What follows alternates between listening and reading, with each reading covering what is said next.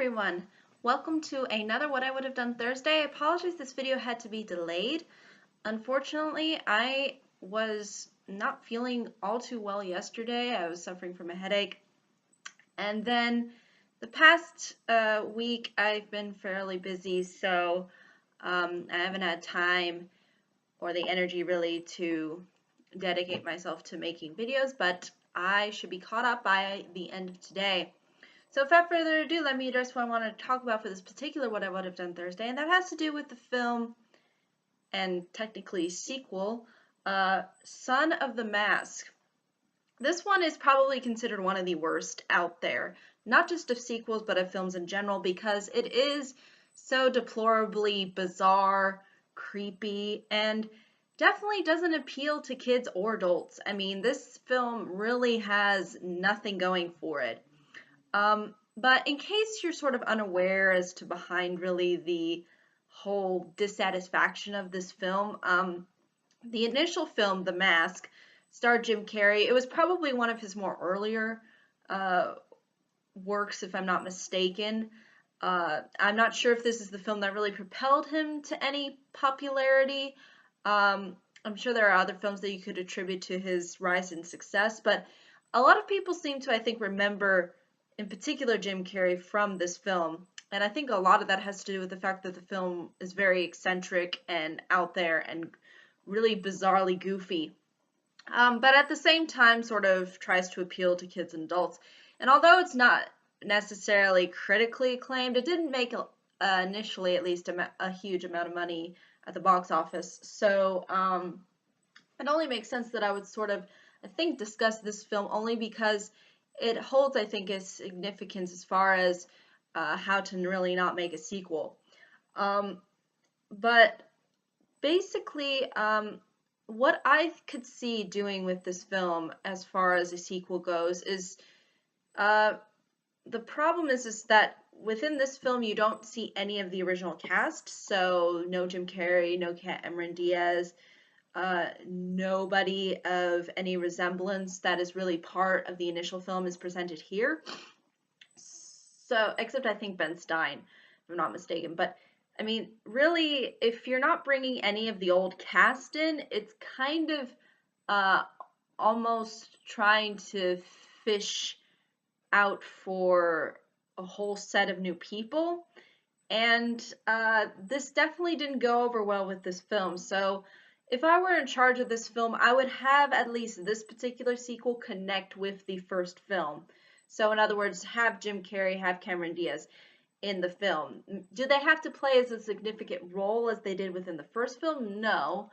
But I think tying it in somehow with the original film would bring a certain amount of cohesiveness to the whole understanding that people have as far as the mask is concerned and what role it kind of plays within the sort of universe that it kind of tries to set itself up in.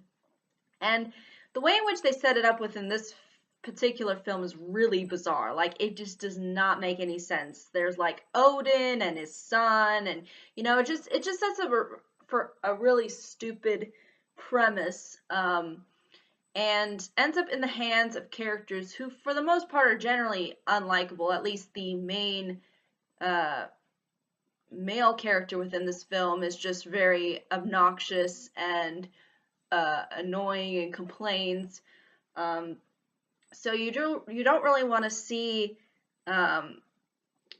anything really good come out of it because there's nothing good within this film. And the fact that they have such horribly done CGI, the fact that they just try to hammer out any possible turn they can as far as trying to be creepy and yet trying to be cartoony and trying to be sort of so in your face, is really what drives the film down, because the first film, at least, initially knew how to sort of tone down the kind of creepy and bizarre nature to the whole concept of the mask. But here, it's so overblown. It's so overused.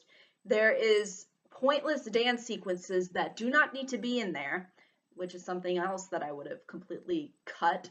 And the fact that we have these again, generally not really genuinely interesting or likable characters is really what sets this film up for, I think, primarily disaster. Um, and again, had they given uh, Jim Carrey and Cameron Diaz maybe a role within this particular film, and had they have new characters come and emerge, and somehow the Mask sort of playing a role with these newer characters, and them not being really exposed to it or really knowing its effects and whatnot, would I think have lended itself a whole lot better than trying to create a whole new premise and a whole new understanding of it, because it just leaves people even more confused.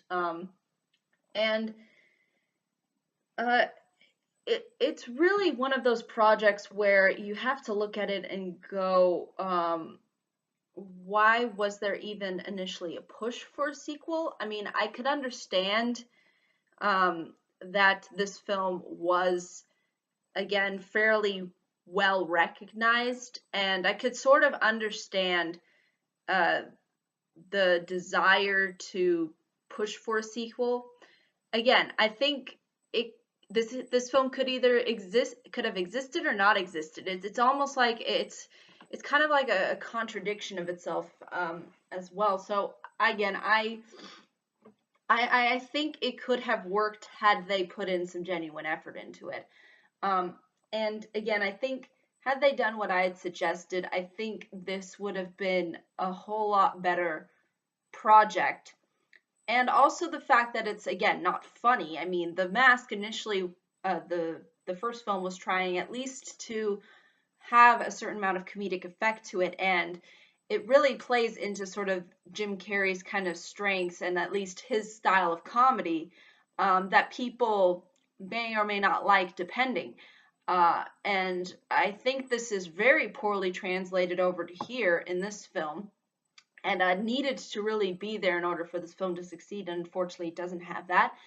Um, and instead, we just get something that's very disturbing and creepy, and you almost wonder, when you're watching it, you literally go, "Why am I even watching this? Well, this is a complete waste of time."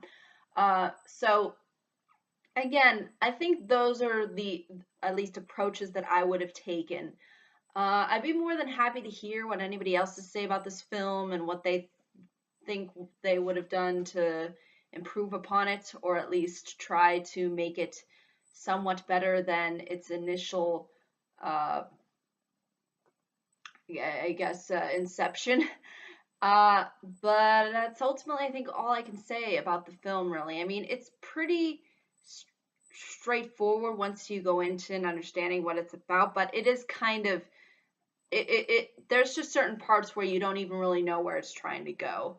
So, and then they have a half blown message at the end, too. So there's really a lot of places to where which they could have gone to get something that was more genuine, but didn't. Uh, but yeah, it's definitely one that is, I think, worth mentioning, considering that it is recognized as being probably one of the worst out there. But thank you so much for watching. I hope you all have a pleasant day, week, month, and year, and I hope to see you all in the next video. Take care. Bye bye.